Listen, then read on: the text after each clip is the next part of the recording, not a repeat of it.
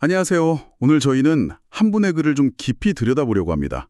이게 아주 솔직하고 또 개인적인 이야기가 담겨 있어요. 네, 어떤 글인가요? 김진희 성도님이라고 본인이 직접 쓰신 글인데요. 생명의 삶이라는 신앙을 위한 프로그램이 있나 봐요. 그걸 마치고 쓴 간증문입니다. 아, 간증문이군요. 네, 근데 내용이 뭐냐면 10년 넘게 다녔던 교회가 있대요. 거의 뭐 영적인 고향 같은 곳이었는데 거길 떠나서 이제 새로운 교회 공동체로 옮기기까지. 아, 쉽지 않은 결정이었겠네요. 10년이면. 그렇죠. 그 과정에서 겪었던 어떤 영적인 어려움, 또 감정적인 힘듦 이런 것들이랑 그걸 또 어떻게 헤쳐나가면서 깨달음을 얻었는지 그런 과정이 아주 진솔하게 담겨 있더라고요. 네, 기대가 되네요. 그래서 이 글을 보면서 우리가 익숙했던 환경을 떠난다는 게 얼마나 힘든 일인지, 또 그럴 때 어떤 신앙적인 고민을 하게 되는지, 그리고 진짜 재밌는 건 자기 자신도 몰랐던 어떤 내면의 동기, 이런 걸 발견하는 과정도 나오거든요. 아, 자기 성찰에 대한 부분이군요. 네, 맞아요. 그런 이야기들을 좀 같이 나눠보려고 합니다. 자, 그럼 김진희 성도님의 이 여정 속으로 한번 같이 들어가 볼까요? 네, 좋습니다. 글의 시작은 이렇습니다. 10년 이상 정말 헌신했던 본인 표현으로는 영적인 모교에 같았던 곳을 떠나게 된 그 경험이요. 굉장히 충격적이었다고 해요. 네. 작년 1월에 더원교회라는 곳으로 옮기셨다고 하는데 여기서 진짜 좀 눈길을 끄는 게 뭐냐면요. 네. 이게 갑자기 내린 결정이 아니었다는 거예요. 아, 그래요? 네, 글쎄 5년 전에 이미 하나님으로부터 교회를 떠나라는 어떤 음성을 들었다고 고백을 하세요. 5년 전에요. 와, 그럼 꽤 오랫동안 고민하셨네요. 그렇죠. 근데 당시에는 그 교회랑 또 거기 있는 사람들에 대한 애착이 너무 컸던 거죠. 그 정 때문에 차마 순종을 못했다. 이렇게 솔직하게 쓰셨어요. 아, 바로 그 지점이네요. 많은 분들이 공감하실 것 같은데 그 개인적인 애착, 정든 관대 이런 거랑 신앙적인 어떤 부르심이나 지침 사이에서의 갈등이요. 네네. 글 쓰신 분 표현대로라면 하나님보다 교회와 사람을 더 사랑했기 때문에 순종할 수 없었다. 이렇게까지 말씀하시거든요. 와, 정말 솔직한 표현이네요. 그렇죠. 그 결과가 어땠냐면 뭔가 영적인 성장이 멈춘 것 같고 하나님과의 관계도 좀 멀어진 것 같고 그런 느낌을 받으셨대요. 이게 참 변화라는 어떤 부르심 앞에서 우리가 그 익숙함이나 안정감을 놓기 싫어하는 마음이 있잖아요. 그 사이의 긴장을 정말 잘 보여주는 대목 같아요. 네, 너무 공감됩니다. 익숙한 걸 놓는다는 게 정말. 어렵죠. 근데 또 재밌는 건 나중에 돌아보니까 그게 오히려 사람에게 너무 의지하고 영적으로 그냥 안주하려고 했던 자신을 하나님이 좀 성장시키려고 하셨던 것 같다. 이렇게 깨달으셨다는 거예요. 아, 그러니까 그 당시에는 몰랐지만 지나고 보니 그게 또 다른 계획의 일부였을 수도 있다는. 네, 그렇죠. 우리가 꽉 붙잡고 있는 게 오히려 성장을 막는 걸 수도 있다는 걸 좀 보여주는 것 같아요. 그렇네요. 결국 그 5년이란 시간이 흐르고 불순종의 시간이라고 표현하셨는데 그 시간을 지나서 더원교회로 오시긴 했지만요. 네. 그때의 상태가 정말 안 좋으셨다고요. 몸도 마음도 완전히 그냥 지쳐버린 상태였다고. 아, 많이 힘드셨군요. 네. 무기력감도 심하고 우울감도 오고 감정 조절도 잘 안 되고 심지어 생활 자체가 그냥 무너졌다고 표현하시더라고요. 아이고. 완전히 자기 문제에만 그냥 푹 빠져서 헤어나오질 못하는 상태였다. 이렇게 고백을 하세요. 성경 말씀조차 눈에 안 들어왔대요. 그 정도로 깊은 침체기였다고. 정말 힘든 시간이셨네요. 혹시 당신도 살면서 큰 변화를 겪거나 예상치 못한 어려움이 닥쳤을 때 이런 비슷한 경험 해보신 적 없으신가요? 한번 이런 상태에 빠지면 정말 나오기 어렵잖아요. 맞아요. 그런 깊은 침체 상태에서는 정말 혼자 힘으로는 어렵고 도움이 필요하죠. 네. 바로 그때 이 김준희 성도님이 생명의 삶이라는 프로그램을 시작하게 되신 거예요. 아, 타이밍이 참. 네. 이게 매일 성경 말씀을 읽어야 하는 프로그램인가 봐요. 정해진 분량을 읽고 그걸 또 깊이 생각한 다음에 여러 절 내용을 단 3줄로 요약하는 그런 훈련이 있었다고 합니다. 와, 매일 읽는 것도 사실 힘들 수 있는 상태인데 그걸 또 3줄로 요약까지 해야 했다니 처음엔 좀 부담되지 않았을까요? 그랬을 수도 있죠.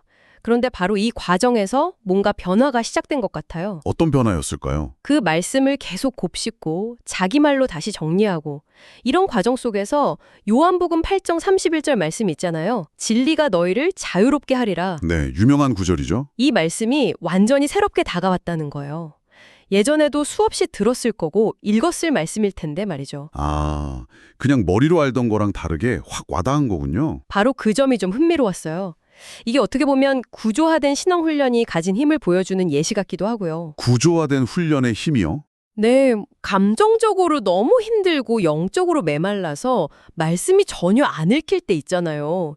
그럴 때 오히려 매일 읽기, 세 줄 요약하기 이런 정해진 틀, 일종의 훈련이죠. 네. 이게 다시 말씀에 집중하게 만들고 그 안에서 자기한테 맞는 의미를 새롭게 발견하도록 돕는 뭐랄까 촉매제 역할을 할 수 있다는 거죠. 아, 하기 싫어도 일단 하다 보면 길이 열리는 그런 느낌일까요? 그렇죠.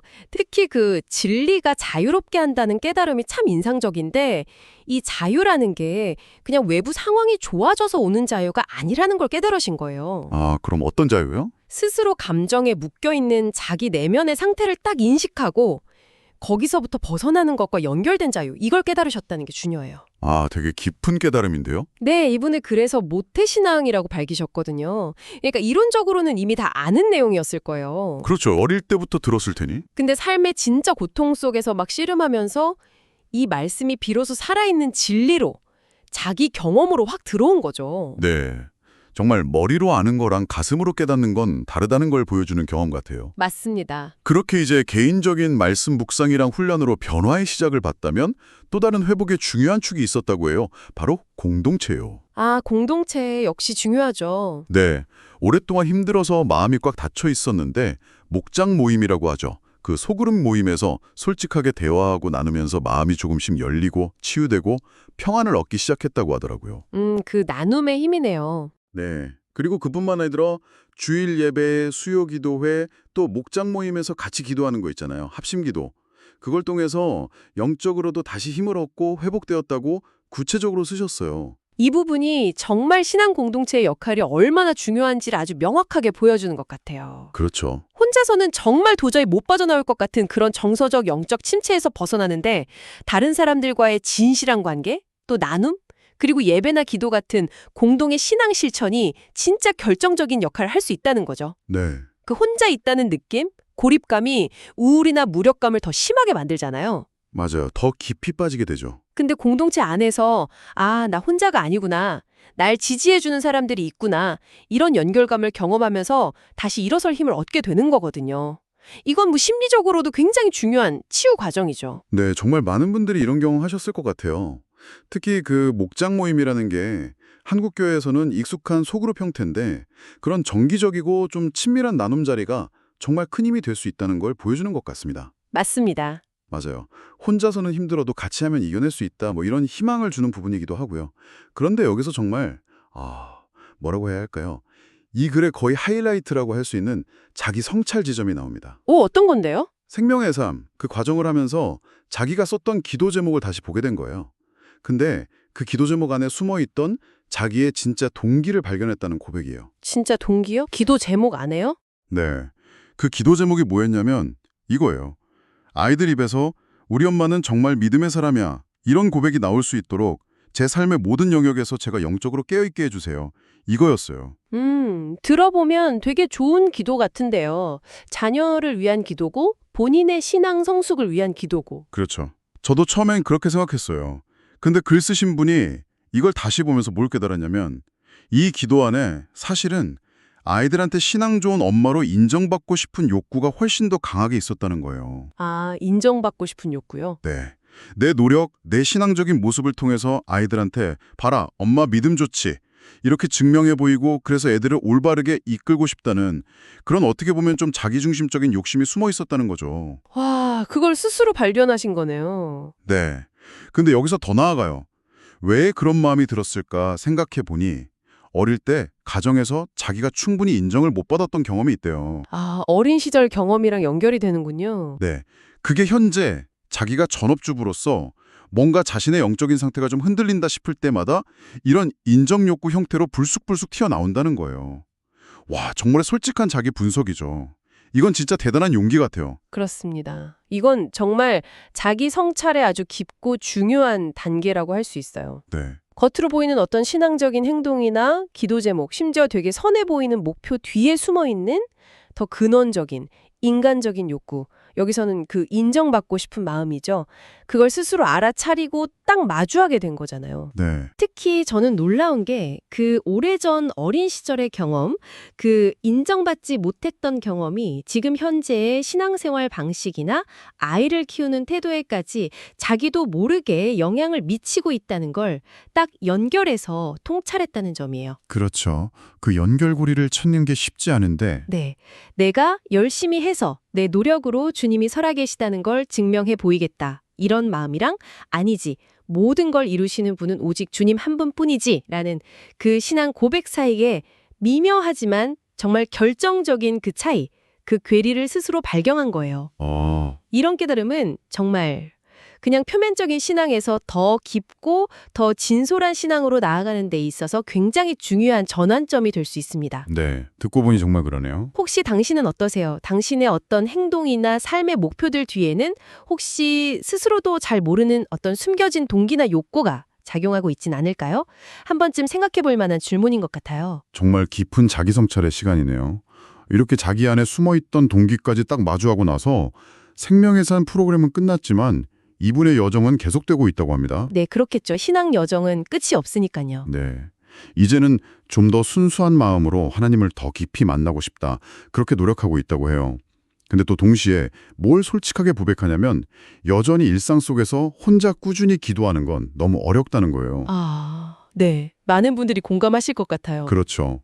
그래서 교회 공동체의 기도, 그리고 서로를 위해 기도해 주는 거, 그 중보 기도가 자기한테는 정말 절실하게 필요하다. 이렇게 이야기하세요. 자신의 연약함을 인정하고 도움을 구하는 모습이네요. 네. 그리고 또 하나 인상적인 고백이 있었는데요. 교회에서 카페 봉사를 하시나 봐요.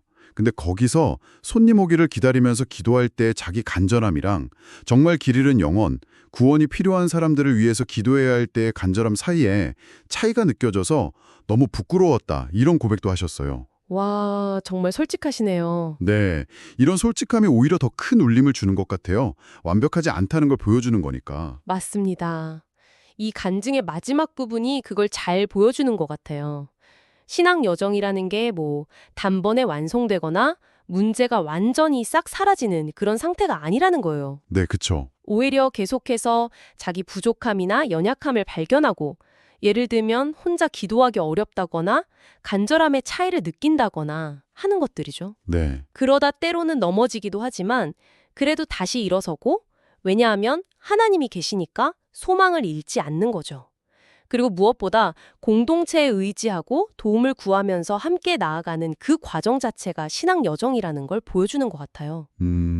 과정 그 자체군요. 네. 완벽해지려고 막 애쓰는 것보다 그냥 자기 연약함을 솔직하게 인정하고 나 좀 도와주세요 하고 도움을 요청하는 그 모습 자체가 이미 영적으로 성숙했다는 증거일 수도 있다는 생각이 들어요. 아, 그렇네요. 도움을 요청하는 용기? 그렇죠. 그리고 중보기도가 절실히 필요하다고 느끼는 것도 자기 혼자만의 신앙이 아니라 공동체적인 연대가 중요하다는 걸 다시 한번 강조하는 것 같고요. 네. 완벽하지 않아도 괜찮다. 이런 위로를 주는 것 같기도 해요. 그래서 이분은 앞으로 또 어떤 고난이 올지 모르지만 그 고난 속에서도 하나님과 함께하는 삶을 선택하겠다. 그리고 결국에는 기뻐하는 삶을 살고 싶다. 이런 다짐으로 글을 마무리하세요. 떡이면서도 희망을 놓지 않는 마무리네요. 네, 맞아요. 자, 오늘 우리는 김진희 성도님이라는 한 분의 아주 진솔한 글을 통해서 신앙 안에서 겪을 수 있는 여러 깊은 고민들, 또 성장의 모습들을 함께 따라가 봤습니다. 네. 오랫동안 익숙했던 곳을 떠나는 그 용기와 두려움부터 시작해서 하나님의 뜻을 알면서도 따르지 못했을 때의 결과, 또 그로 인한 고통, 그리고 말씀과 공동체, 이 두 가지를 통해서 다시 치유되고 회복되는 과정. 네. 마지막으로는 자기 안 깊숙이 숨어있던 그 인정 욕구라는 동기를 정직하게 딱 마주하는 자기 성찰의 여정까지 정말 많은 생각을 하게 만드는 이야기였어요. 특히 그 인정받고 싶은 마음이라는 거 있잖아요. 정말 인간적인 욕구인데 이게 신앙적인 동기나 목표랑 얼마나 복잡하게 얽혀서 작용할 수 있는지. 네, 그리고 그 숨겨진 연결고리를 스스로 알아차리는 게 영적 성장에 얼마나 중요한지를 아주 생생하게 보여준 점이 참 인상 깊었습니다. 맞아요. 그리고 또 이 글을 보면서 느낀 건 아, 영적 성장이라는 게 고난이나 어려움이 아예 없는 상태가 되는 게 아니구나. 네, 그렇죠. 오히려 그런 어려움 속에서 또 자기 연약함 속에서도 계속해서 하나님을 향하려고 애쓰고 또 공동체와 함께 나아가려고 하는 그 의지, 그 과정 자체가 성장이구나 하는 생각을 다시 한번 하게 되는 것 같아요. 네, 과정이 중요하다는 말씀이시네요. 이 이야기가 당신에게는 어떤 울림을 주었는지 궁금합니다. 어쩌면 오늘 나눈 이야기들을 떠올리면서 당신의 삶 속에서는 그 인정받고 싶은 마음, 혹은 또 다른 어떤 숨겨진 동기들이 어떤 모습으로 나타나고 있는지, 그리고 당신이 삶에서 정말로 추구하는 가치는 무엇인지 잠시 조용히 돌아보는 시간을 가져보시는 건 어떨까요? 네, 좋은 질문인 것 같습니다. 다음에 저희는 또 다른 흥미로운 자료를 가지고 와서 더 깊은 이야기 나눠보도록 하겠습니다.